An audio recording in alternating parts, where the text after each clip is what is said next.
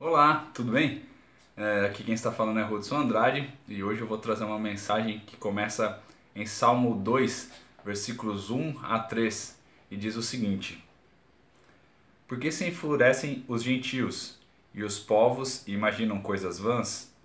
Os reis da terra se levantam e os príncipes conspiram contra o Senhor e contra o seu ungido, dizendo: Rompamos os seus laços e sacudamos de nós as suas algemas. Em Atos, capítulo 4, versículo 23, está escrito o seguinte, a partir do versículo 23. Uma vez soltos, procuraram os irmãos e lhes contaram quantas coisas lhes haviam dito, os principais sacerdotes e os anciãos. Ouvindo isto, unânimes, levantaram a voz a Deus e disseram: Tu, soberano Senhor, que fizeste o céu, a terra, o mar e tudo que neles há, que disseste por intermédio do Espírito Santo, por boca de Davi, nosso pai, teu servo. Por que se enfurecem os gentios e os povos imaginaram coisas vãs? Levantaram-se os reis da terra e as autoridades ajuntaram-se a uma contra o Senhor e contra o seu ungido.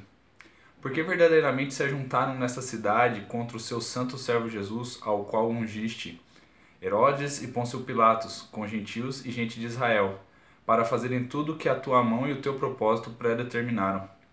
Agora, Senhor, olha para as suas ameaças e concede aos teus servos que anunciem com toda a intrepidez a tua palavra, enquanto estendes a mão para fazer curas, sinais e prodígios, por intermédio do nome do teu santo servo Jesus.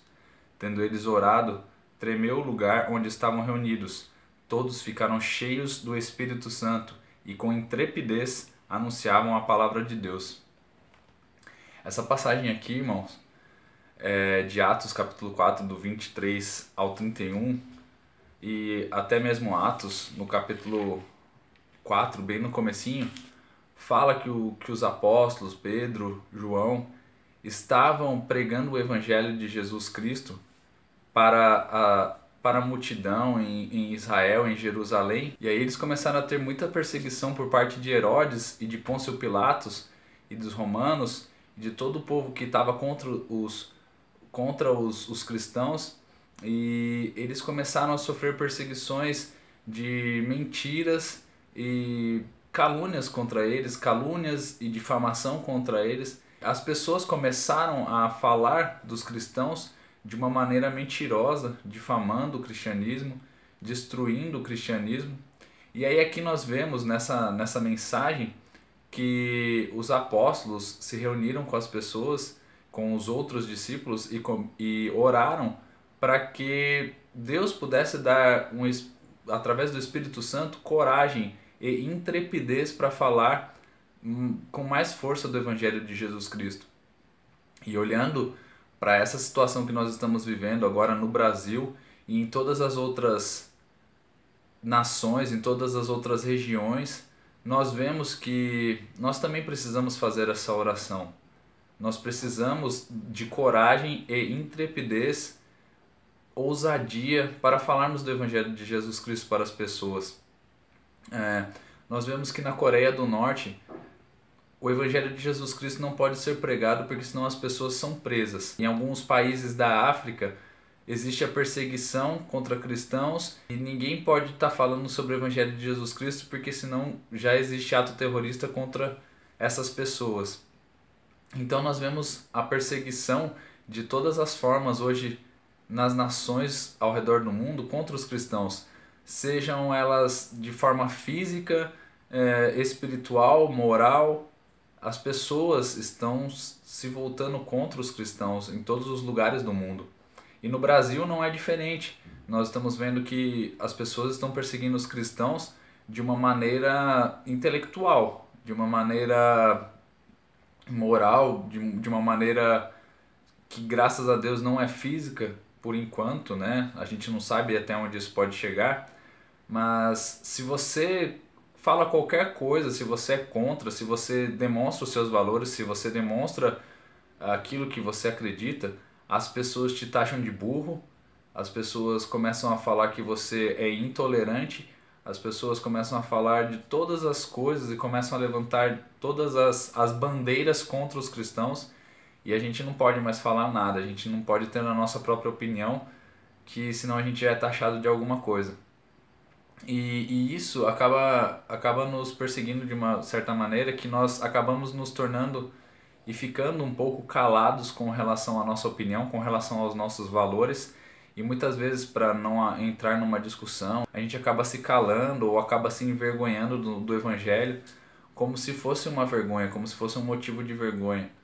Mas uma mensagem que eu gostaria também de trazer aqui para você hoje é a que está em Romanos 1,16. O apóstolo Paulo fala na carta dele aos Romanos: Pois não me envergonho do Evangelho, porque é o poder de Deus para a salvação de todo aquele que crê, primeiro do judeu e também do grego, visto que a justiça de Deus, esse é o 17, visto que a justiça de Deus se revela no Evangelho, de fé em fé, como está escrito, o justo viverá por fé.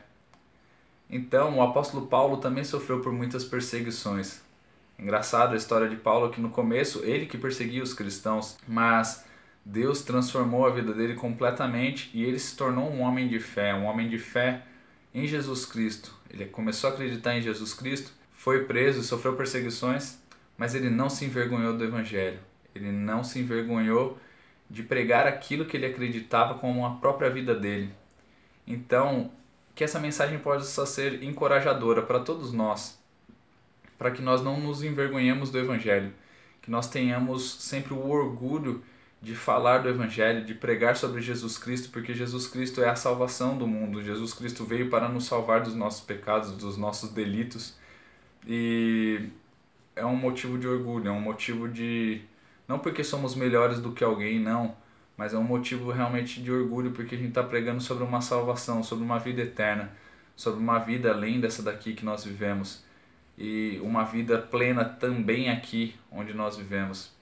Então essa é uma mensagem de encorajamento, uma mensagem de gratidão por tudo que Deus tem feito por nós, para que você não se envergonhe do Evangelho em qualquer ambiente que você estiver, seja na sua escola, no seu trabalho, na igreja onde você está também. Não se envergonhe do Evangelho em nenhum momento.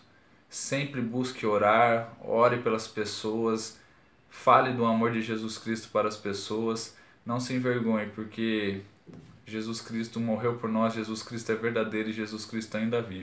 Então, se você gostou dessa mensagem, se você se sentiu encorajado a continuar pregando o Evangelho e não se envergonhar dele, curta aqui o vídeo, porque isso daí ajuda muito a continuar fazendo o meu trabalho e continuar trazendo mensagens, e compartilhe para outros cristãos, para outros amigos cristãos, para que eles consigam também, que eles possam se sentir mais encorajados para levar o Evangelho para as nações, para levar o Evangelho para outras pessoas. E deixe seu comentário aqui também. Muito obrigado, até mais.